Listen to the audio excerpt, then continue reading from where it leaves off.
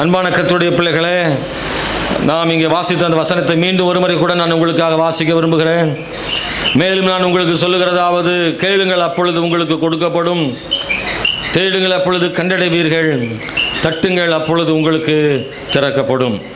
இந்த வசனம் மத்தேயு 7ஆம் அதிகாரம் 7ஆம் வசனத்திலையும் நாம் அதை வாசிக்க முடியும்.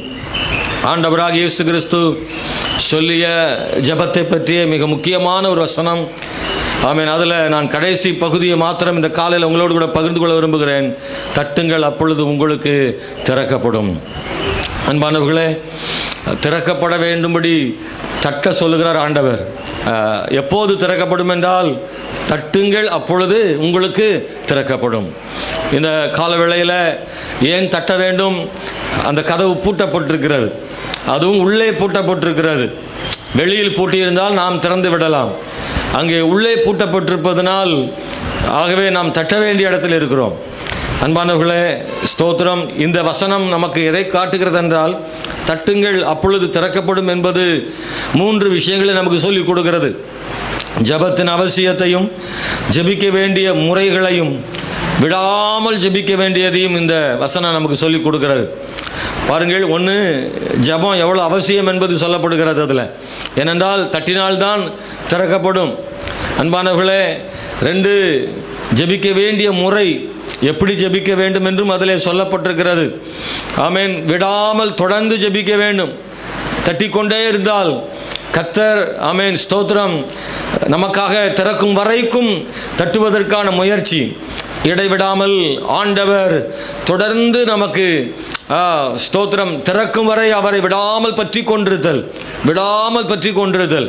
அல்லேலூயா, ஸ்தோத்திரம். கர்த்தர் மிகவும் நல்லவர். இந்த கால வேளையில் தேவனுடைய பிள்ளைகளே, ஆமென், ஸ்தோத்திரம், 3 விதமான கதவுகளை பற்றி நாம் வேதத்தில் வாசிக்க முடியும். ஒன்று, ஒருவராலும் பூட்ட முடியாத கதவு. ஒருவராலும் பூட்ட முடியாத கதவு. வெளிப்படுத்தின விசேஷம் 3ஆம் அதிகாரத்தில் 8ஆம் வசனத்தை நாம் வாசிக்க போகிறோம். வெளிப்படுத்தின விசேஷம் 3ஆம் அதிகாரம் 8ஆம் வசனத்தை எடுத்தால் படிக்கலாம்.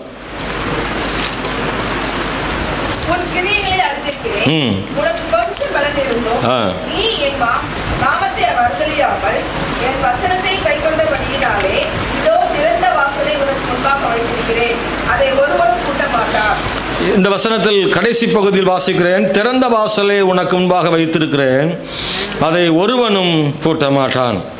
திறந்த வாசலை வைத்திருக்கிறேன், ஒருவனும் அதை பூட்ட மாட்டான் என்று இங்கு சொல்லப்பட்டிருக்கிறது. ஒரு திறந்த வாசல், பூட்ட முடியாத ஒரு திறந்த வாசலை ஆண்டவர் இங்கே சொல்லப்பட்டிருக்கிறது நான் வாசிக்கிறோம். அன்பானவர்களே, இந்த திறந்த வாசல் எப்படிப்பட்ட வாசல்னா, ஸ்தோத்திரம், பிரதிபலனால் கிடைக்கிற திறந்த வாசல். நான் வாசிக்கிறோம், மேலே வாசிக்கிறோம். உன் கிரியைகளை அறிந்திருக்கிறேன், உனக்கு கொஞ்சம் பலன் இருந்தும் நீ என் நாமத்தை மறுதலியாமல் என் வசனத்தை கை கொண்டபடியினால். ஆண்டவர் இந்த பிலதெல்பியா சபைக்கு ஆண்டவர் சொல்லும் போது இப்படி சொல்றாரு, எதனால உனக்கு ஒரு திறந்த வாசல் அப்படின்னா, நீ ஆமென் கொஞ்சம் பலன் இருந்தும், அந்த சபைக்கு என்னன்னா நிறைய பலன் இல்லை, வாய்ப்புகள் நிறைய கிடையாது, கொஞ்சம்தான் பலன் இருக்கு. ஆனால் கொஞ்சம் பலன் இருந்தாலும் ஆண்டுடைய வசனத்துக்காக அந்த சபை ஆண்டுடைய நாமத்தை மறுதலியாம அங்கே வசனத்தை கை கொண்டபடினால கர்த்தர் சொல்றாரு, ஒரு திறந்த வாசலை உனக்கு நான் தருகிறேன். அன்பானவர்களே, இந்த திறந்த வாசலை, பூட்ட முடியாத ஒரு வாசலை பற்றி சொல்லப்படுது. உங்களுக்கு சொல்றேன், கர்த்தர் வாசலை திறந்துட்டாருன்னா யாராலும் பூட்ட முடியாது. ஒரு அல்லேலூயா சொல்லுங்க. ஆமென், ஹல்லேலூயா. ஆண்டவர் திறந்த பிறகு பூட்டுறதுக்கு யாருக்கும் உரிமையும் இல்லை, அதிகாரமும் இல்லை. தேவன் திறந்த வாசலை அடைப்பதற்கான அதிகாரத்தை உடைய ஒருவனும் இந்த உலகத்தில் இல்லை. ஆமென், ஸ்தோத்திரம். உலகத்தின் பார்வையில் பெரிய அதிகாரமும் வல்லமையும் படைத்த பேரரசனாக இருந்தாலும் சரி, கர்த்தர் திறந்தால் எவராலும் அடைக்க முடியாது. ஆமென், அல்லேலூயா.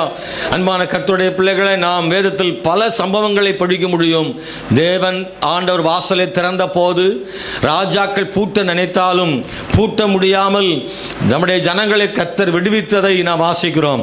இஸ்ரவேல் ஜனங்களை எகிப்தின் கதவுகளை திறந்து கர்த்தர் விடுவித்தார். பார்வோன் கதவுகளை பூட்ட எத்தனை முறை முயற்சித்தான்.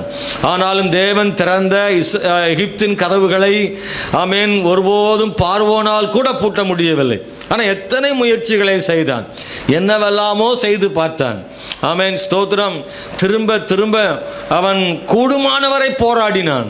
ஆனால் தேவன் வாசலை திறந்த பின்பு அவனால் அதை பூட்ட முடியவில்லை என்பதை நாம் வாசிக்கிறோம். இந்த வசனத்தில் படிக்கும்போது யார் அந்த கதவை திறக்கிறார் என்றால், முதல் வசனம் சொல்கிறது 3:1, சர்தேஸ் சபையின் தூதனுக்கு நீ எழுத வேண்டியது என்னவெனில், தேவனுடைய 7 ஆவிகளையும் 7 நட்சத்திரங்களையும் உடையவர் சொல்லுகிறதாவது என்று எழுதப்பட்டிருக்கிறது. வாசலை திறப்பவர் யார் என்றால் 7 ஆவிகளையும் 7 நட்சத்திரங்களையும் உடையவர் சொல்லுகிறதாவது. ஏனென்றால் அவர் வல்லமை உள்ள தேவனாயிருக்கிறார் என்று வேதத்தில் வாசிக்கிறோம். அன்பானவர்களே, ஆண்டவர் திறந்த வாசல். ஆமென், ஸ்தோத்திரம். ஒருவராலும் பூட்ட முடியாத ஒரு வாசலை பற்றி நாம் இங்கே வாசிக்கிறோம். கர்த்தர் நமக்காக வாசலை திறக்க முடியும். ஆமென், கர்த்தர் நமக்காக வாசலை திறக்க முடியும். ஹல்லேலூயா. இந்த கால வேளையில் அடைக்கப்பட்ட வாசலோடு கூட இருக்கிற தேவனுடைய பிள்ளைகளாக இருந்தால் கர்த்தரால் முடியும் என்பதை விசுவாசியுங்கள். இந்த டிசம்பர் மாதத்தில் கர்த்தர் உங்களுக்கு முன்பாக அடைக்கப்பட்டிருக்கிற வாசலை திறப்பதற்கு அவர் வல்லமையுள்ள தேவனாக இருக்கிறார். அவராலே முடியும். கை வைத்து சொல்லுங்க, ஆமென், ஹல்லேலூயா. எனக்கு முன்பாக அடைக்கப்பட்ட வாசலை கர்த்தரால் திறக்க முடியும் என்பதை விசுவாசியுங்கள். ஆமென். இன்னொரு வாசல் இருக்கு. ஆமென், ஸ்தோத்திரம். யாரும் திறக்க முடியாத வாசல். அவர் திறந்தா யாராலும் பூட்ட முடியாது, அவர் பூட்டினாலும் யாராலும் திறக்க முடியாது. அல்லேலூயா. மத்தேயு சுவிசேஷம் 25வது அதிகாரம் 10ஆம் வசனத்தை எடுத்தால் வாசிக்கலாம். மத்தேயு 25ஆம் அதிகாரம் 10வது வசனம்.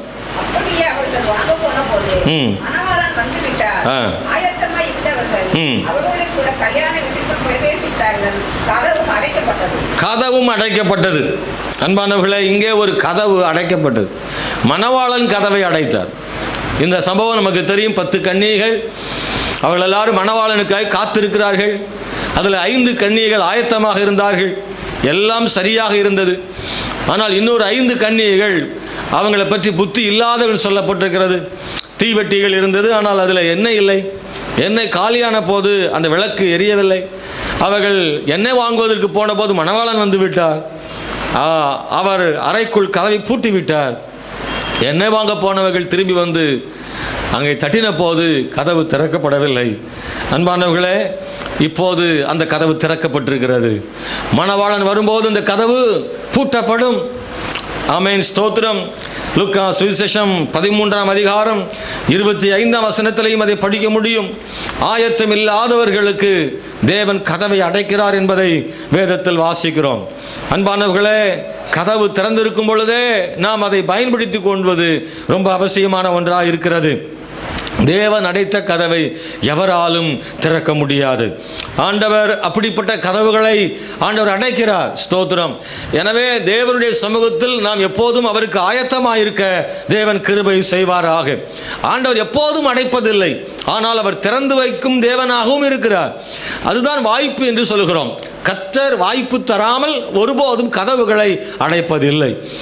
வாய்ப்பு தரும்போது அந்த கதவுகளை நாம் பயன்படுத்திக் கொள்ள வேண்டும். ஆனால் அநேக மக்கள் வாய்ப்புகளை பயன்படுத்தாமல் கதவு பூட்டப்பட்ட பிறகு கதவை தட்டுகிறவர்களாக இருக்கிறார்கள்.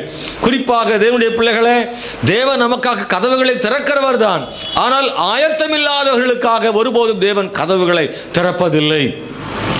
கதவை பூட்டிவிட்டால் எவராலும் திறந்துவிட முடியாது. நோவாவின் பேழையின் கதவு பூட்டப்பட்டது, ஒருவராலும் திறக்கவும் முடியவில்லை. அன்பானவர்களே, ஸ்தோத்திரம். அதற்கான காரணங்கள் நம்முடைய வேதத்தில் வாசிக்கிறோம். அந்த கதவு பூட்டப்படும் முன்பு எவ்வளவோ மாதங்கள் திறந்தேதான் இருந்தது. ஆனால் ஜனங்கள் திறந்திருக்கும் போது வருவதற்கு முயற்சிப்பதில்லை, பூட்டிய பிறகுதான் வருவதற்கு முயற்சிக்கிறார்கள்.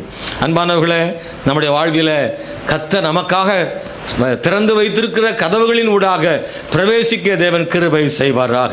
நம்முடைய வாழ்வில் அன்பானவர்களே, தேவன் கதவுகளை மூடும் முன்பதாக நாம் அந்த வாசல் வழியாய் பிரவேசிக்க தேவன் கிருபை செய்வாராக.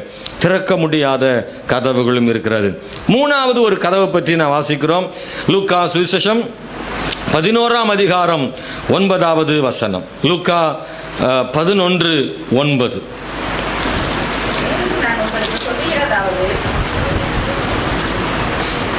லூக்கா 11:9 தான்.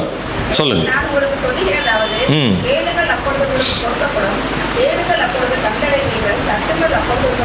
நாம் ஏற்கனவே வாசித்த ஒரு வசனம் தான் இது. தேடுங்கள் அப்பொழுது கண்டடைவீர்கள், தட்டுங்கள் உங்களுக்கு திறக்கப்படும். இந்த கதவு பூட்டவும் திறக்கவும் கூடிய கதவாக இருக்கிறது. அநேக நேரங்களில் பூட்டப்படுகிறது, அநேக நேரங்களில் பூட்டி இருக்கிறது. பிசாசானவன் கதவுகளை பூட்டுகிறான், ஆனால் தேவனோ அந்த கதவுகளை திறக்கிறார். எப்போதென்றால் நாம் தட்டும்போது, தொடர்ந்து தட்டும்போது அந்த கதவுகளை தேவன் திறக்கிறார். அநேக நேரங்களில் நாம் தட்டி பார்க்கிறோம், தட்டி திறக்காவிட்டால் விட்டு விடுகிறோம். ஆண்டவர் சொல்றாரு, தட்டினாலும் திறக்காவிட்டால் திறக்கும் வரை தட்டுங்கள் என்று ஆண்டவர் சொல்கிறார். எந்த கதவும் தட்டின உடனே திறப்பதில்லை, ஒரு முறை தட்டியவுடன் திறப்பதில்லை, இன்னொரு முறையும் தட்ட வேண்டியது இருக்கிறது. நம்முடைய வீடுகள் கூட ஒரு முறை தட்டினால் என்ன நினைப்போம்? ஏதோ சத்தம் போல, கதவு தட்டின சத்தமாக கூட கருதாமல் நாம் காத்திருப்போம். இன்னொரு முறை தட்டினால் திறக்கலாம் என்று பார்ப்போம், யோசிப்போம். உண்மையாகவே நம்ம கதவு தான் தட்டுறாங்களா இல்லை வேற ஏதாவது சத்தமா என்று இன்னொரு முறை தட்டுவதற்காக காத்திருக்கிறோம். தொடர்ந்து தட்டினால் நாம் கதவை திறப்பதற்கு முன் வருகிறோமே. தேவனும் கூட ஆண்டவர் அவரை தொடர்ந்து தட்டுவது என்பது இடைவிடாமல் ஜெபிப்பது, தொடர்ந்து கர்த்தர் சமூகத்துக்கு வருவது, அவர் சமூகத்தில் தொடர்ந்து காத்திருப்பது, அவர் நமக்காக கிரியை செய்கிற வரை ஜெபிப்பது, அதுதான் தொடர்ந்து தட்டுவது. நாம் கர்த்தருடைய சமூகத்தில் தொடர்ந்து ஜெபித்தால், தொடர்ந்து தட்டினால் நமக்காக ஆண்டவர் கதவுகளை திறக்கிற தேவனாக இருக்கிறார். ஆண்டவர் நமக்கு கதவை திறக்கணும்னு நமக்கு ஆசை, ஆனால் கதவை திறக்க நம்ம என்ன செய்யணும் தெரியுமா? ஆமென். நாம் அதுக்காக தான் ஜெபம் பண்ணுறோம். ஆண்டவரே எனக்காக கதவுகளை திறந்தருளுங்க ஆண்டவரே. ஒரு ஏக்கத்தோடு வாஞ்சியோடு நம்ம ஆண்டவர்கிட்ட கேட்குறோம், எனக்காக கதவுகளை திறங்க. ஆனால் கதவுகள் திறக்கப்பட நாம் என்ன செய்ய வேண்டும் என்று ஆண்டவர் சொல்கிறார். நான் செய்ய வேண்டியவைகளை செய்யாமல் கதவு ஒருபோதும் திறக்கப்படுவதில்லை. நமக்காக தேவன் வழிகளை எப்போதும் திறப்பதில்லை. நான் கர்த்தர் சொன்னபடி, எனக்கு வசனத்தில் தேவன் சொல்லியிருக்கிறபடி நான் எப்போதெல்லாம் செய்கிறேனோ அப்போதெல்லாம் கர்த்தர் எனக்காக கதவுகளை ஆண்டவர் திறக்கிறார். அதில் ஒன்று என்னென்னா, அப்போஸ்தலர் நடபடிகளில் 16ஆம் அதிகாரம் 14வது வசனத்தை வாசிக்க போகிறோம். அன்பானவர்களே, அப்போஸ்தலர் நடபடிகள் 16ஆம் அதிகாரம் 14வது வசனத்தை யாராவது படிக்கலாம்?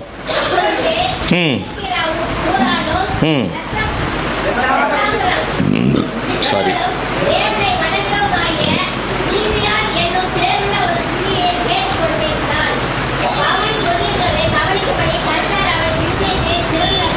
கர்த்தர் அவள் இருதயத்தை திறந்தருளினார். இதய கதவுகளை கர்த்தர் தான் திறக்கணும். அல்லேலூயா. பல நேரங்களில் இதய கதவு திறக்கிறது பெரிய பாடா இருக்கு. நம்முடைய இதயங்களை திறக்கிறவர், இருதய கதவுகளை திறக்கிறவர். பவுல் அப்போஸ்தலன் ஊழியம் செய்த காலத்தில் அங்கே ஒரு ஓய்வு நாளில் பட்டணத்துக்கு வெளியே ஆற்றின் அருகே வழக்கமாக ஜெபம் பண்ற இடத்துல அவர்கள் ஜெபித்து கொண்டிருந்தார்கள், உபதேசித்து கொண்டிருந்தார்கள். அங்கே லீதியாள் என்கிற ஒரு பெண்ணை பற்றி சொல்லப்பட்டிருக்கு. அவள் ரத்தாம்பரம் விற்கிறவளாம். இந்த லீதியாள் ரொம்ப ஐஸ்வர்யம் உள்ள ஒரு ஸ்திரீ. ரத்தாம்பரம் வியாபாரின்னா வைர வியாபாரின்னு எடுத்துக்கோங்களேன், அது மாதிரி. ஏன்னா அதாவது அது எல்லாரும் வாங்க முடியாது. அதை வாங்கணும்னா அவங்க பெரிய ஆளாக இருந்தால் தான் வைரம் வாங்குகிற அளவுக்கு பெரிய ஆளாக இருக்கும். அப்படியானால் அவருடைய வியாபாரம் எல்லாம் மேல்தட்டு மக்களுக்காக செய்யப்படுகிற வியாபாரம். ரத்தாம்பரம் அன்றைக்கு எல்லாரும் உடுத்த முடியாது, அது ரொம்ப காஸ்ட்லி. ஆகவே அந்த ரத்தாம்பரம் யார் உடுத்துவார்கள் என்றால், உயர்ந்த பதவியில் மிகவும் வசதியானவர்கள், சொல்லப்போனால் அரண்மனையில் வாழ்கிறவர்கள் தான் ரத்தாம்பரம் பயன்படுத்த முடியும். அப்படியானால் இந்த ஸ்திரீ அவருடைய வியாபாரம் என்றால் அரண்மனைகளுக்கு, உயரமான கட்டிடங்களில் குடி இருக்கிறவர்களுக்கு, வசதியானவர்களிடத்தில் வியாபாரம் செய்யக்கூடிய ஒரு பெண்ணாக இருந்திருக்கிறாள். அப்படின்னா வசதி படைத்த ஒரு பெண். அவளுடைய இருதயம் அன்றைக்கு ஆண்டவரால் திறக்கப்பட்டது. அன்பான தேவனுடைய பிள்ளைகளே, ஆமென். எத்தனையோ வருஷங்கள் அவள் இருதயம் திறக்கப்படாமல் இருந்தது. தேவன் அவள் இருதயத்தை திறந்தார். நம்ம இருதயத்தையும் ஒரு நாளில் தேவன் நமக்கு ஆண்டவர் திறந்தார் தானே. அல்லேலூயா. கர்த்தர் நம்முடைய உள்ளத்தில் வந்தார். இயேசு நம்முடைய உள்ளத்துக்குள் வர முடியாதபடி நம்முடைய இருதயம் அடைக்கப்பட்டு இருந்தது. எத்தனையோ பேர் சொல்லியும் நம்முடைய இருதயம் திறக்கப்படவில்லை. பலரும் நம்ம இருதயத்தை திறக்க முயற்சித்தும் திறக்காமல் போனது. ஆனால் ஒரு நாள் கர்த்தர் நம்முடைய இருதயத்தை ஆண்டவர் திறந்தார். நம்முடைய உள்ளத்துக்குள் இயேசு வந்தார். அன்பானவர்களே, அவ்வளவு எளிதிலையா நம்முடைய இருதயம் திறக்கப்பட்டது? நம்ம இருதயம் சிலருடைய இருதயம் ஒருவேளை சீக்கிரம் திறந்திருக்கலாம். சில இருதயம்லாம் ரொம்ப அடைச்சி பூட்டு போட்டாலும் வச்சிருந்த இருதயம் கர்த்தர் தான் திறந்தார். ஆமென், ஹல்லேலூயா. நம்ம இங்கே இருக்கிற எல்லாரையும் கூப்பிட்டு ஒவ்வொருத்தராக கேட்டால் சொல்லுவாங்க, உங்கள் இருதயம் எப்போ திறந்துச்சுன்னா அதுக்கு ஒரு காரணங்களை சொல்வீங்க, அதற்கு ஒரு நாளை சொல்வீங்க. ஆமென், ஸ்தோத்திரம். சிலர் வேணா பெரும்பாலானவங்க சொன்ன உடனே வந்தால் கிடையாது, சொன்ன உடனே ரட்சிக்கப்பட்ட ஆள் கிடையாது. நிறைய பேர் கணக்கெடுத்து பார்த்தா எத்தனை முறை சொல்லி சொல்லி சொல்லி சொல்லி ரொம்ப தட்டி தட்டி தான் கதவு திறந்திருக்கு. ஆமென், ஸ்தோத்திரம். பலர் முயற்சித்திருக்கிறார்கள். உங்கள் இருதயம் திறக்கப்பட அநேகர் கண்ணீர் வடித்திருக்கிறார்கள். உங்கள் இருதயம் திறக்கப்பட்டு உங்கள் உள்ளத்துக்குள் இயேசு வரும்படி நிறைய பேர் உங்களுக்கு சுவிசேஷமாக சொல்லியிருக்கிறாங்க, உங்களுக்காக ஜெபம் பண்ணி இருக்கிறாங்க, வருந்தி அழைத்திருக்கிறாங்க, உங்களுக்காக ஆண்டவர்கிட்ட பரிந்து பேசியிருக்கிறாங்க. எனக்காக உங்களுக்காக ஜெபித்தவர்களுக்காக ஸ்தோத்திரம். ஆண்டவரை காணும்படி நம்முடைய இருதயம் திறக்கப்பட்டதற்காக தேவனுக்கு ஸ்தோத்திரம். லீதியாளின் இருதயம் திறந்த மாதிரி நம்ம இருதயத்தை கர்த்தர் திறந்தார். அல்லேலூயா, ஆமென். அவ்வளவு சாதாரணமான ஆளா நம்ம? அவ்வளோ எளிதில் கதவை திறக்க வாய்ப்பு கொடுத்தோமா? இல்லை. ஆண்டவர் கிருபையாக கதவை திறந்ததுக்காக ஸ்தோத்திரம். நம்முடைய இருதய கதவை திறந்ததுக்காக தேவனுக்கு மகிமை உண்டாவதாக. அல்லேலூயா.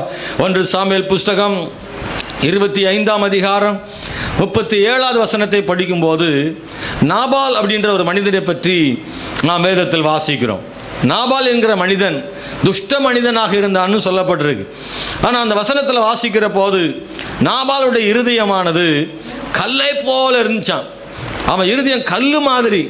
சில ஆளுடைய இருதயம் கல்லு மாதிரி இருக்கும், அசையாது, திறக்க முடியாத அளவுக்கு இரும்பு கதவு போல கல்லான இருதயம். ஆனால் அந்த கல்லான இருதயத்தை கூட கர்த்தர் என்ன செய்கிறாரா? மாற்ற முடியும். ஆமென். அவருடைய இருதயத்தை கூட திறக்க முடியும் என்று வேதத்தில் வாசிக்கிறோம். அன்பானவர்களே, ஏசாயா புஸ்தகம் 45:4 சங்கீதம் 107:13 தேவன் வெண்கல கதவுகளை உடைத்து இருப்பு தாழ்பாகளை முறித்து அப்படி சொல்லப்பட்டிருக்கல. ஆண்டவர் சில நேரங்கள் அப்படிப்பட்டதான வெண்கல கதவுகளை கூட கர்த்தர் என்ன செய்கிறார்னா திறக்கிறார். ஆமென், அல்லேலூயா, ஸ்தோத்திரம். எசேக்கியேல் புஸ்தகம் 11ஆம் அதிகாரம் 19ஆம் வசனத்தை வாசிக்கிற போது கல்லான இருதயத்தை எடுத்து போட்டு சதையான இருதயத்தை அவர்களுக்கு அருளுவேன் என்று ஆண்டவர் சொன்னார். இஸ்ரவேல் ஜனங்கள் ஆண்டவருக்கு இடம் கொடுக்காமல் அவர்கள் பாவம் செய்து அடிமைப்பட்டு போனார்கள்.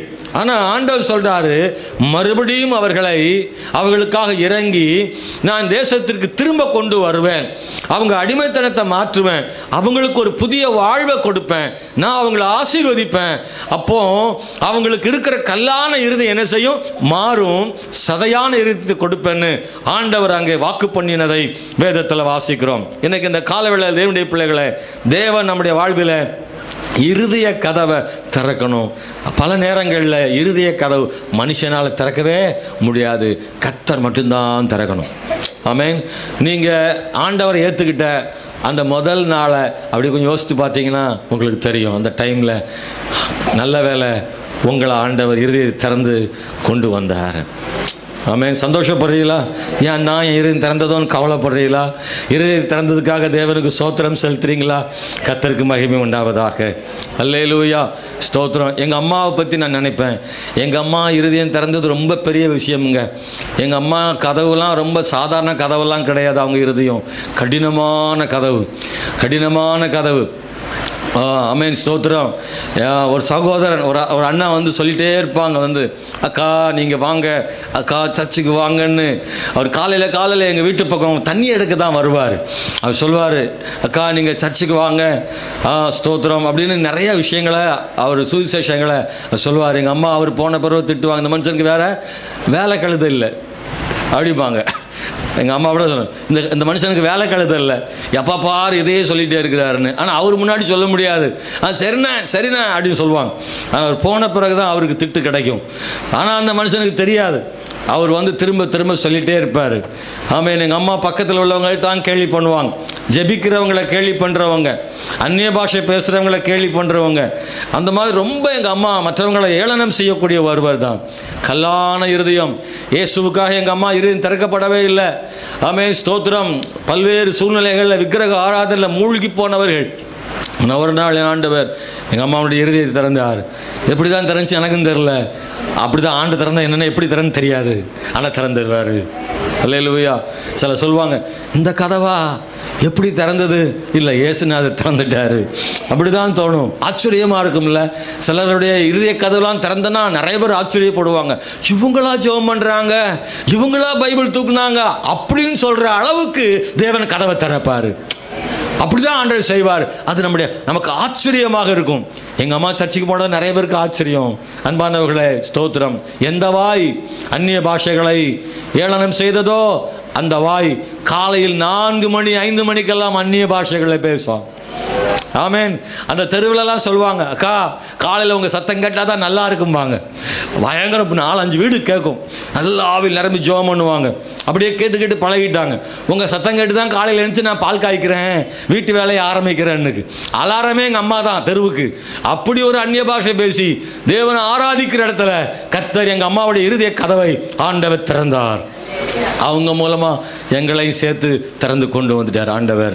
தேவன் திறக்க நினைத்தால் தடுப்பவன் யார்? அன்பான தேவனுடைய பிள்ளைகளை, ஸ்தோத்திரம். இன்னும் வசனங்களை வாசிக்கிற போது 2வது நான் அவனை சொல்ல விரும்புகிறேன்.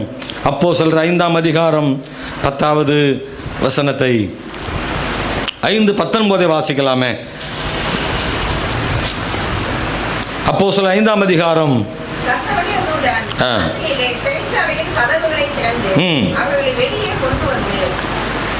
கதவுகளை திறந்து, இங்க ஒரு கதவு திறந்திருக்குது. ஆண்டவர் கதவை திறந்தார்.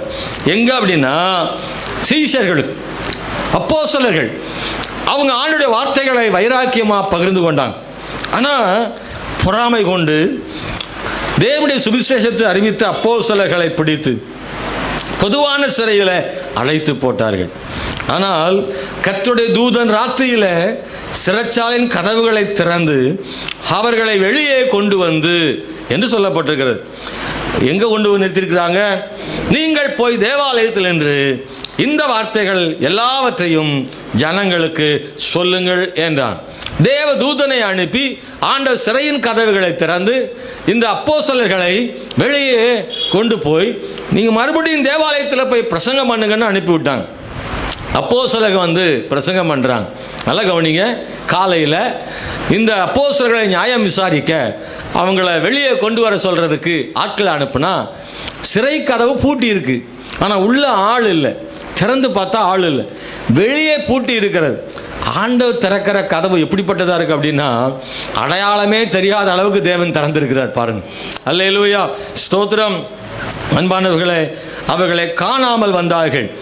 அந்த சிறைச்சாலை மிகுந்த பத்திரமாய் பூட்டப்பட்டிருக்கவும் காவற்காரர் வெளியே கதவுகளுக்கு முன்பாக நிற்கவும் கண்டோம். திறந்த பொழுதோ உள்ளே ஒருவரையும் காணோம். எப்படி இருக்குன்னு யோசிக்கிறீங்க? யோசித்து பார்க்குறீங்களா? வாசலில் காவலாளி, சிறை கதவு பூட்டி இருக்கு, உள்ள சீசர்கள் இருந்தாங்க. ராத்திரி காலையில் உள்ள இல்லை. எந்த வழியாக போனாங்க? இன்றைக்கி இருக்க டெக்னாலஜி படி பூமியெல்லாம் தோண்டி போக வாய்ப்பு இல்லை அன்னைக்கு. ஆகவே அவங்க வழி வேற இல்லை. ஆனால் வெளியே கர்த்தர் கொண்டு வந்தார். தேவனாகி ஆண்டவர் காரியங்களை செய்தார். ஏன் ஆண்டவர் அப்படி செய்தார் தெரியுமா? பிசாசுக்கு ஒரு பாடம் புகட்டுவதற்காக கர்த்தர் செய்தார். பிசாசு சபைகளை கெடுக்க நினைத்தான். ஊழியம் வளரக்கூடாது என்பதற்காக பிசாசு காரியங்களை செய்தான், தடைகளை கொண்டு வந்தான். ஆனால் பிசாசுக்கு ஆண்டவர் சொல்றாரு, நீ சபையை கெடுக்க நினைச்சா, சபையை அழிக்க நினைச்சா ஒருபோதும் முடியாது. கர்த்தர் தம்முடைய ஜனங்களை சிறை கதவை திறந்தும் கர்த்தர் கொண்டு வர முடியும் என்பதை சாத்தானுக்கு சொல்லும்படி கர்த்தர் கதவுகளை திறந்தார். கைவர் தலையில் சொல்லும் அல்லேலூயா, ஆமென், பிரைஸ் தி லார்ட், ஸ்தோத்திரம். சபையை ஒருபோதும் கெடுப்பதற்கு தேவன் அனுமதிப்பதே இல்லை. தேவன் கதவுகளை திறந்து அவர்களை வெளியே கொண்டு வந்தார். ஒரு பெரிய ஆச்சரியம் ஆயிட்டு. அவங்க சொன்ன ஒரு வார்த்தை பாருங்க, 24வது வசனத்தில் அவங்க எல்லாம் ஒரு வசனத்தை சொல்றாங்க.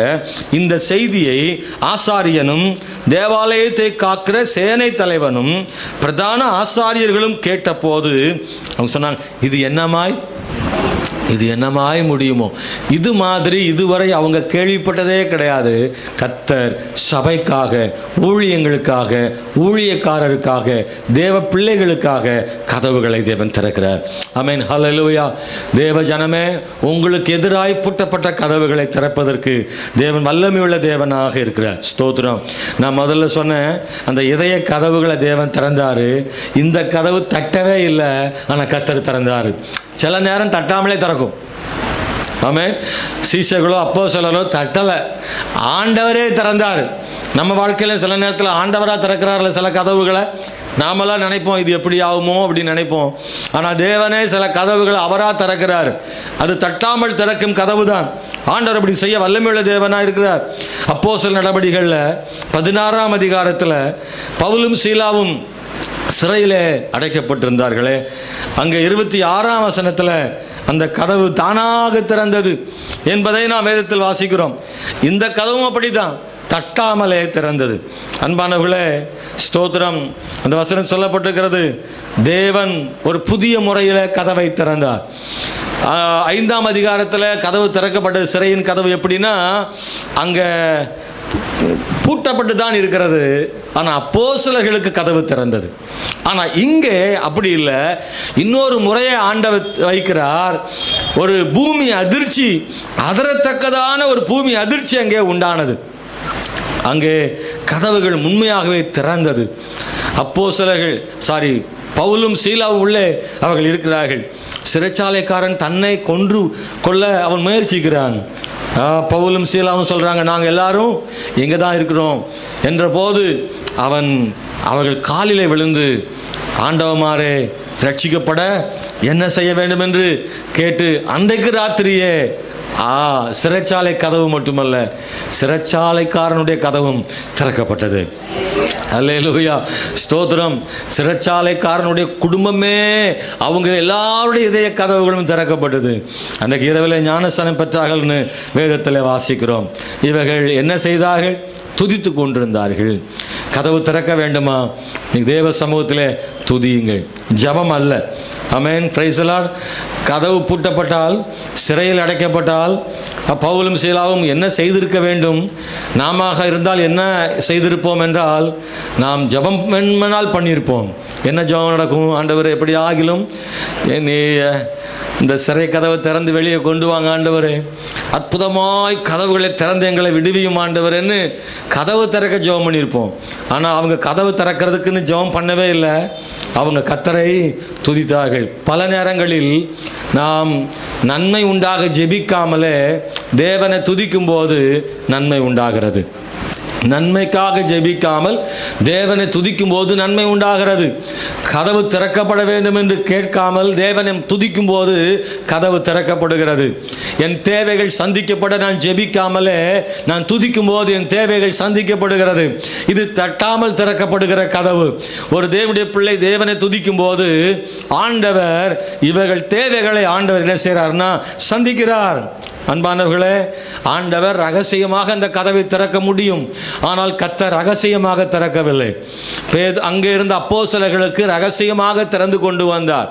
வாசலில் இருக்கிற சிறைச்சாலை காவலாளிகளுக்கு கூட தெரியாமல் அப்போஸ்தலர்கள் வெளியே கொண்டு வரப்பட்டார்கள். பவுலும் சீலாவுக்கும் ரகசியமாக அல்ல, சத்தமாக செய்தார். ஆண்டவர் ஒரே மாதிரி எப்போதும் செய்வதில்லை. ஒருவருக்கு செய்தது போலவே இன்னொருவருக்கும் செய்வதில்லை. ஏற்கனவே நடந்த அற்புதத்தை போலவே எனக்கு இப்போதும் நடக்கும் என்று அந்த பாதைகளை எதிர்பார்க்க வேண்டியதில்லை. இப்போது தேவன் அதே போல் செய்யாமல் வேறு வழியில் செய்யக்கூடும்.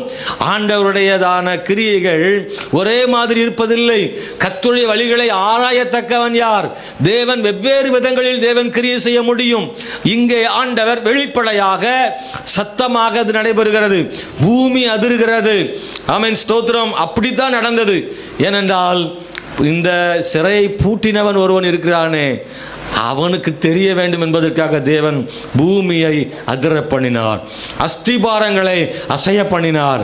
ரகசியமாக ஆண்டவர் 5ஆம் அதிகாரத்தில் செய்தது போலவே இந்த 16ஆம் அதிகாரத்திலும் ஆண்டவர் செய்திருந்தால் என்ன நடக்கும்? சிறைச்சாலைக்காரனுக்கு தெரியாது, அவனுக்கு நடந்தது புரியாது. உண்மையாகவே காலையில் அவன் தன்னை குத்தி செத்து போயிருப்பான். ஆண்டவர் எல்லா நேரங்களிலும் சரியாக செய்கிறார். பாருங்கள், சிறைச்சாலைக்காரன் வந்து பார்ப்பதற்கும் கதவு திறந்திருப்பதற்கும் பவுலும் சீலாவும் அவனை கண்டு நாங்கள் இங்கே இருக்கிறோம் என்று சொல்லும்படியாகவும் அவன் சாகாமல் பிழைக்கும்படியாகவும் எல்லாம் சரியாக நடந்தது. அவன் மனம் திரும்பும்படி கர்த்தருடைய வல்லமைகளை காணும்படி தேவன் கிருபை செய்தார். இன்றைக்கு இந்த காலையில் தேவன் சரியாய் செய்யும் தேவன். ஆண்டவர் ஏன் அவர் அப்படி செய்யவில்லை என்று கேளாதிருங்கள். ஏன் தேவன் இப்படி செய்தார் என்று நீங்கள் சொல்லாதிருங்கள். தேவன் எதை செய்தாலும் ஞானமாக செய்கிறார், காரணத்தோடு செய்கிறார், நன்மைக்காக செய்கிறார். தவறாக ஒருபோதும் அவர் செய்வதில்லை. ஆமென், ஹல்லேலூயா. பவுலும் சீலா ஒருவேளை அதே மாதிரி எங்களை ரகசியமாக வெளியே கொண்டு போயிருக்கலாமே நினைக்கலாம். இல்லை, கர்த்தர் பவுல் சீலா வாழ்க்கையில் ஒரு நோக்கத்தை, திட்டத்தை கர்த்தர் வச்சிருந்தாரு. அதை நிறைவேற்றுறதுக்கு தான் அவங்களை உள்ளே கொண்டு வந்தார். அன்றைக்கு இரவு ஒரு பெரிய அற்புதம் அங்கே நடந்தது. அன்பான தேவனுடைய பிள்ளைகளை, அப்போஸ்தலர் 28ஆம் அதிகாரத்திலும் கூட ஒரு கதவு திறக்கப்பட்டது. அப்போஸ்தலர் 28ஆம் அதிகாரம் 7வது வசனத்தை வாசிக்கலாம். அப்போஸ்தலர் 28:7.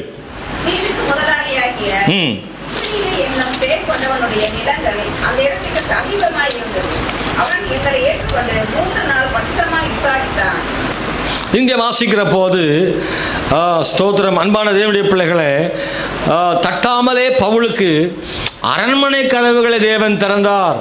இந்த சம்பவம் உங்களுக்கு தெரியும். பவுல் உட்பட இன்னும் அநேக கைதிகள் கப்பலிலே ரோமாபுரிக்கு கொண்டு போகிற வழியிலே கப்பல் சேதம் ஏற்பட்டு மெலித்தா என்கிற ஒரு தீவில் அவர்கள் விழுந்தார்கள். அங்கே பவுல் குளிர் காய்வதற்கு நிறைய விறகுகளை பொறுக்கின போது ஒரு பாம்பு அவனை கடித்து அவன் சேதமாகாமல், அந்த பாம்பு கடித்தால் உடனே மரணம் என்று அந்த தீவாருக்கு தெரியும். அந்த தீவு மக்கள் இவனை ஆச்சரியமாக பார்க்குறாங்க. ஏற்கனவே எத்தனையோ பேருக்கு இது மாதிரி நடந்து செத்து போனார்கள், ஆனால் இவனுக்கு ஒன்றுமாகவில்லையே என்று அவனை கண்டார்கள். நீங்கள் அதில் படிக்கணும். கொஞ்ச நேரத்துக்கு முன்னாடி தான் சொன்னாங்க, சாவு இவன் என்ன செய்யலை, விடலை. கப்பல் சேதத்தில் தப்பி பிழைத்தவன் இந்த பாம்பில் செத்து போகிறான் என்று அவனை பார்த்து கொண்டிருக்கும் போது அவனுக்கு ஒரு சேதம் வராமல் இருந்தான். அது ஒரு பெரிய ஆச்சரியமாயிற்று. அன்பானவர்களே, இந்த தீவில் அந்த தீவின் முதலாளி நிலம் அருகில் இருக்கிறது. அவருடைய தகப்பனார் சுகவீனமாக இருக்கிறார். பவுல் அப்போஸ்தலன் போய் அவனுக்காக ஜெபம் பண்ணி அவனுக்கு ஜுரமும் ஸ்தோத்திரம் இரத்த பேதியும் உண்டானதான். அவனுக்கு ஜெபம் பண்ணி அவனை சுகமாக்கினான். எனவே அந்த தீவின் முதலாளி பவுலுக்கும் கூட இருந்தவர்களுக்கும் தேவையான எல்லா வசதிகளையும் செய்து கொடுத்து 3 மாதம் அங்கே தங்க வைத்து அவர்களுக்கு தேவையான எல்லா வசதிகளையும் கொடுத்து வழிவிட்டு அனுப்பினான், கப்பலேற்றி அனுப்பினான் என்பதை வேதத்தில் வாசிக்கிறோம். நல்லா கவனிச்சிங்கன்னா, இந்த சம்பவத்தில் தேவன் அரண்மனையின் கதவுகளை திறக்க காரணம் என்ன? இவர்கள் எதிர்பார்க்கலை, இவங்க தட்டலை, இவங்க கேட்கலை. இவங்க உயிர் பிழைத்தால் மட்டும் போதும் என்று தான் இந்த தீவில் வந்து விழுந்தார்கள். ஆனால் இவர்களுக்கு தேவையான தற்கால தேவைகளையும் பிரயாணத்துக்கு தேவையானவர்கள் எல்லாவற்றையும் கிடைக்க செய்தார் ஆண்டவர். இதை நான் படிக்கும்போது அன்பானவர்களே, ஒரே ஒரு காரணம், எல்லாரும் பவுலை குற்றவாளின்னு நினைச்சாங்க. அவனை நியாயம் தீர்க்க, நியாயம் விசாரிக்கத்தான் ரோமாபுரி கொண்டு போகிறாங்க. ஆனால் தேவன் என்ன செய்கிறார் பாருங்க, பவுல் குற்றவாளி இல்லை அப்படின்றத காமிக்கிறதுக்காகவும் இவன் தான் எல்லாருக்கும் ஆசீர்வாதத்துக்கான காரணம். பவுல் மட்டும் இல்லை நினைக்க பாருங்க. ஆரம்பத்திலேருந்து பாருங்க, பவுல் இல்லைன்னா, பவுல் இருக்கிறதுனால தான் எல்லாருமே ஜீவனோடு இருக்காங்க, எல்லாருக்கும் எல்லாமே கிடைக்கும். அரண்மனையில் நல்ல சாப்பாடு கிடைக்கும். அந்த தீவின் முதலாளி நல்ல விருந்து கொடுக்குறான். அங்கே இருக்கிற எல்லாரும் சாப்பிட்றாங்க. எத்தனை பேர் எங்க ஒரு பெரிய கல்யாண வீட்டு சாப்பாடுங்க, அவ்வளோ பேருக்கும் சாப்பாடு கொடுக்குறாங்க. எல்லாரும் நினைப்பாங்க, நல்ல வேலை இந்த மனுஷன் வந்தான் நம்ம கூட. இவனை தான் குற்றவாளின்னு கொண்டு வந்தாங்க. ஆனால் இப்போ சொல்கிறாங்க, இவன் குற்றவாளி கிடையாது, இவனால தான் நம்ம எல்லாரும் உயிர் பிழைச்சிருக்கிறோன்னு சொல்கிற அளவுக்கு ஒரு திறந்த வாசலை ஆண்டவர் அவங்களுக்கு கொடுத்ததை வேதத்தில் வாசிக்கிறோம். மாணவர்களே, நான் 3வது ஒன்று சொல்ல விரும்புகிறேன். அன்பானவர்களே, சில நேரங்களில் ஆண்டவர் தட்டி திறக்கிறார், சில நேரங்களில் தட்டாமலே திறக்கிறார். இங்கே பவுலுக்கு தட்டலை, அதுவாக கிடச்சிது. வனாந்தரத்தில் ஆண்டவர் காடை கேட்டு கொடுத்தார், தட்டி காடை கிடச்சிது, தட்டாமல் மண்ணா கிடச்சிது. ரைஸ்லாம் சில நேரங்களில் தட்டாமலே கிடைக்கும் ஆசீர்வாதம் ரொம்ப உயரமானது தான். ஆமென். கேட்காமலே மண்ணா கொடுத்தார், ஆனால் தட்டி காடையை கொடுத்தார். கேட்காமலே கிடைப்பதும் ஆசீர்வாதம் தான், கேட்டு கிடைப்பதும் ஆசீர்வாதம் தான். காடையும் கூட அவர்கள் கேட்ட விதம் தான் தவறாய் போனது. அழுதார்களாம், ஆண்டவர் மேல் உள்ள நம்பிக்கைற்றா போனார்கள் அல்லவா. ஆனால் சில நேரங்களில் தேவன் கேட்காமலே கொடுக்கிறார், கேட்டும் கொடுக்கிறார். எனக்கு இந்த கால வேளையில் இன்னொரு வசனத்தை வாசிக்க போகிறோம். அப்போஸ்தலர் 12ஆம் அதிகாரத்துக்கு நேராக நம்முடைய வசனத்தை எடுத்துக்கொள்வோம். 12ஆம் அதிகாரத்தில் 10ஆம் வசனத்தை வாசிக்கலாம். அவர்கள் முதலாம் காவலையும் இரண்டாம் காவலையும் கடந்து நகரத்துக்கு போகிற இரும்பு கதவண்டையே வந்த போது அது தானாய் அவர்களுக்கு திறவுண்டது. அதன் வழியாய் அவர்கள் புறப்பட்டு ஒரு வீட்டின் நெடுங்க நடந்து போனார்கள். உடனே தூதன் அவனை விட்டு போய்விட்டார். இங்க வாசிக்கிறோம், இங்க ஒரு கதவு திறக்கப்படுகிறது, தானாக திறந்ததாம். பேதுரு சிறைச்சாலையில் அடைக்கப்பட்டிருக்கிறான். அவன் 4 வித காவல், அப்படிதான் பைபிளில் படிக்கிறோம். அவர்கள் முதலாம் காவலையும் இரண்டாம் காவலையும் கடந்து நகரத்துக்கு போகிற இருப்பு கதவண்டையில் வந்த போது அது தானாய் அவர்களுக்கு திற உண்டது. அதன் வழியாக அவர்கள் புறப்பட்டு வீதி நெடுக நடந்து போனார்கள். அன்பானவர்களே, ஸ்தோத்திரம். 4வது வசனத்தில் படிக்கிற போது அவனை காக்கும்படி வகுப்புக்கு 4 போர் சேவகராக ஏற்படுத்திய 4 வகுப்புகளின் வசமாக ஒப்புவித்தான். 4 விதமான காவல் இருந்துச்சு வரிசையா. அவ்வளவு எளிதில் பேதுரு வெளியே வந்துட முடியாது. ஒரு வகுப்பு காவலாளிகள், அதைத்தானே அடுத்த வகுப்பு. அப்போ 4 விதமான காவல்கள் இருக்கு. இதெல்லாம் தாண்டி அவ்வளவு எளிதாக வர முடியாது. ஆனால் ராத்திரி அவனுக்காக கதவுகளை தேவன் திறந்தார். தேவ தூதனை அனுப்பினார், கதவுகள் தானாக திறந்தது. அவர்கள் புறப்பட்டு வந்தார்கள். இங்கே தானாக திறக்கும் கதவுகளை நாம் வாசிக்கிறோம்.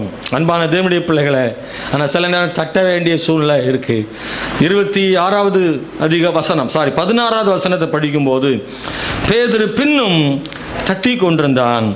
அவர்கள் திறந்த போது அவனை கண்டு பிரமித்தார்கள். அல்லேலூயா.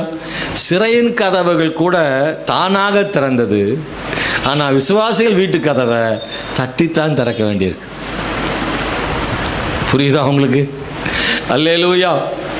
கடினமான கதவுகள், சிறையின் கதவு. அந்த கதவை திறக்கணும்னா கஷ்டமானது. ஆனால் அந்த கதவை கூட கர்த்தர் திறந்துட்டார். இந்த கதவை யார் திறக்கணும்? கர்த்தரா திறக்கணும்.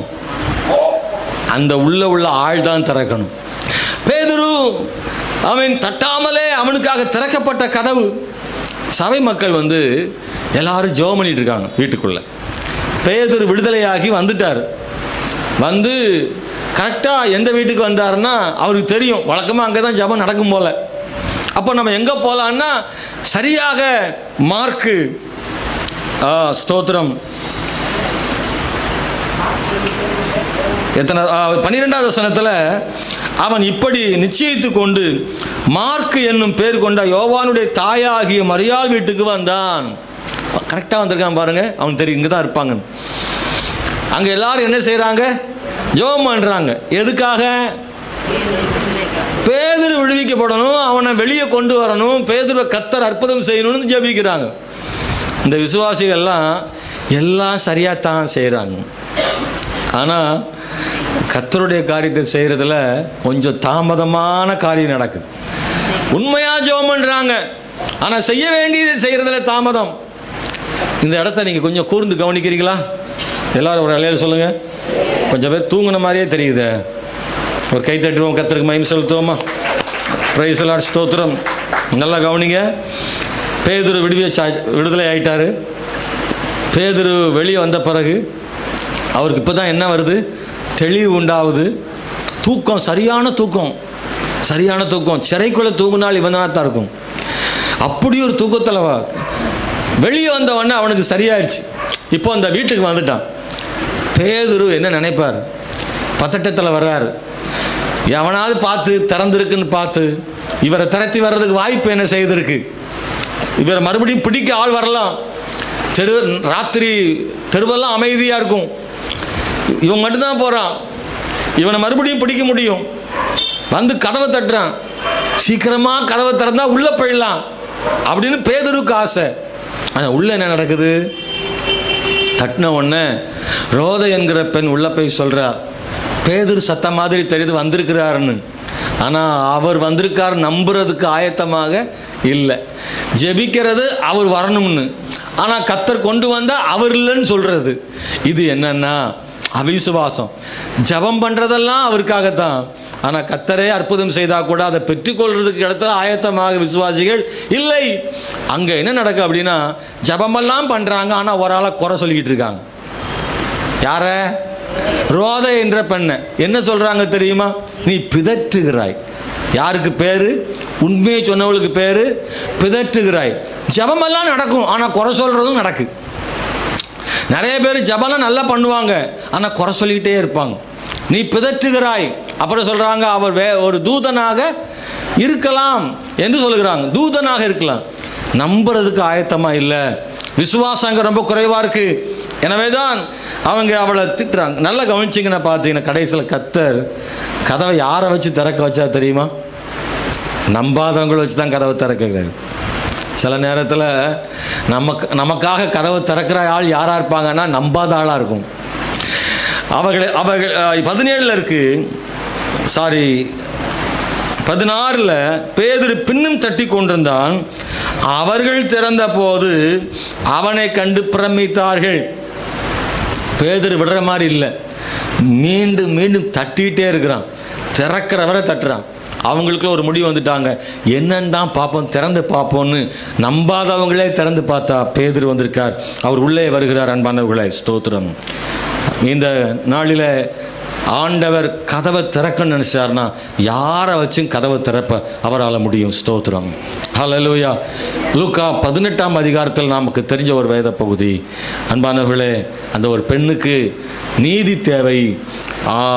அந்த நீதி யார் மூலமாக வந்துச்சு அப்படின்னா, மனுஷரை மதியாத அநீதி உள்ள, தேவனுக்கு பயப்படாத, மனுஷரை மதியாத அநீதியுள்ள ஒரு நியாயாதிபதி மூலமாகவே ஒரு பெண்ணுக்கு நீதி கிடைக்கும்படி தேவன் செய்தார்.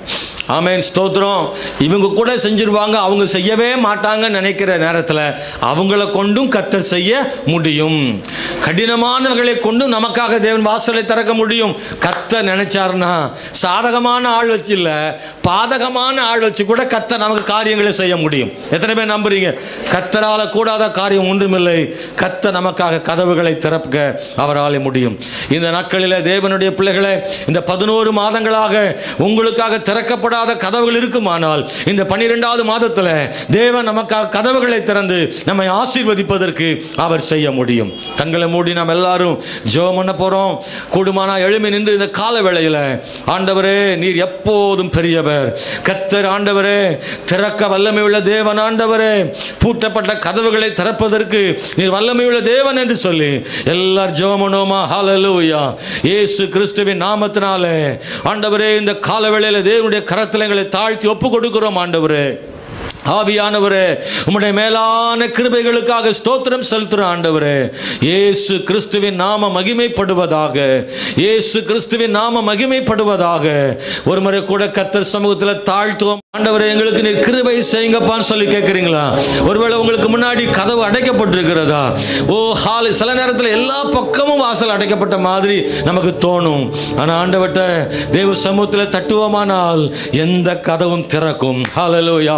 கர்த்தர் நினைச்சா எந்த கதவையும் கர்த்தர் திறக்க முடியும். மனுஷருடைய இதய கதவை ஆண்டவர் திறக்க முடியும். கர்த்தர் இதய கதவை திறக்க முடியும். உனக்கு எதிராக இருக்கிற மனுஷனுடைய கதவுகளை திறக்க முடியும். ஆமென், ஸ்தோத்திரம். யார் மூலமா உனக்கு நன்மை வர வேண்டுமோ கதவுகளை தேவன் திறக்க முடியும். ஹல்லேலூயா. இயேசுவின் நாமத்தினாலே ஸ்தோத்திரம் ஆண்டவரே. Praise the Lord. Hallelujah, hallelujah, hallelujah, hallelujah. Thank you Jesus. நன்றி ஆண்டவரே, நன்றி ஆண்டவரே, நன்றி ஆண்டவரே. ஹalleluya ஹalleluya praise the Lord ஸ்தோத்திரம்.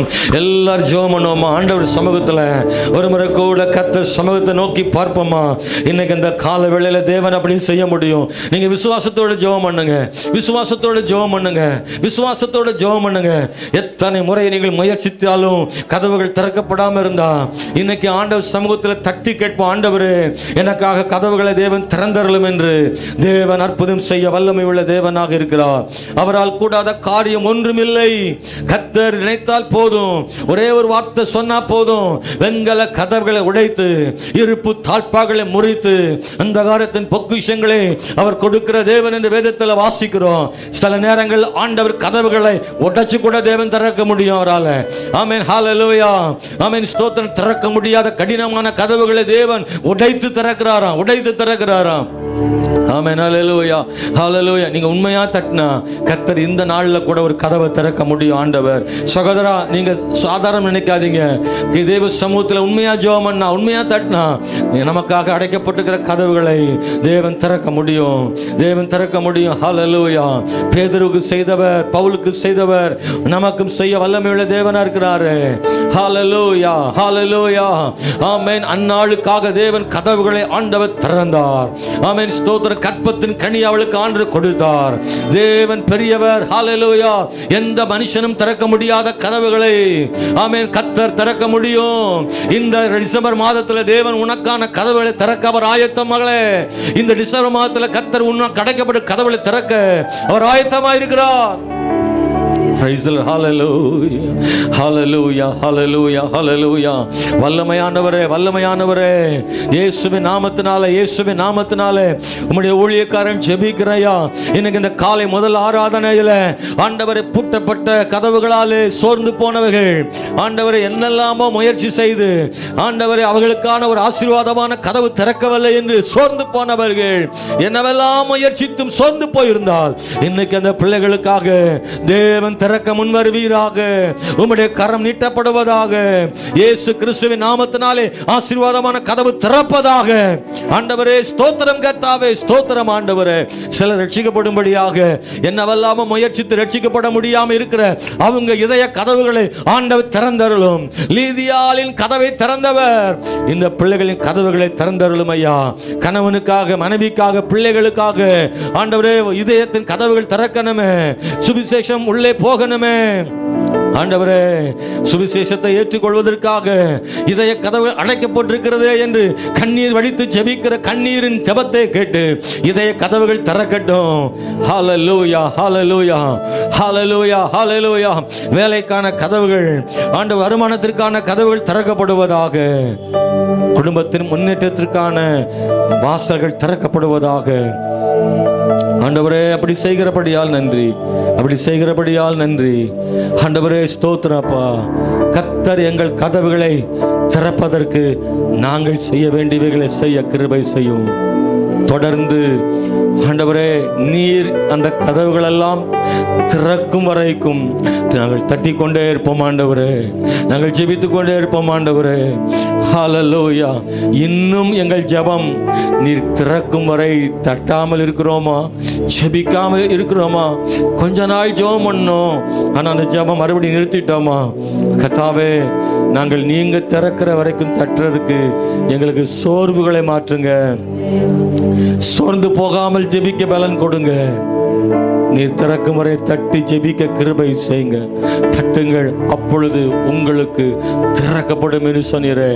அந்த வார்த்தை உண்மை உள்ளவைகள், அது பொய்யில்லை, அது பொய்யில்லை. ஆண்டவரே கடினமான இருதயங்கள் திறக்கப்படுவதாக. ஹalleluya. கிருபை செய்யுங்கப்பா.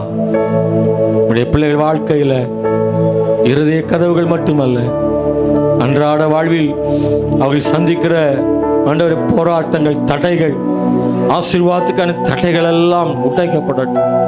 ஒரு திறந்த வாசலை கட்டளையிடும். பூட்டக்கூடாதபடி திறக்கிறவரும் திறக்கக்கூடாதபடி பூட்டுகிறவருமாகி தேவன் என்பதை வாசிக்கிறோம்.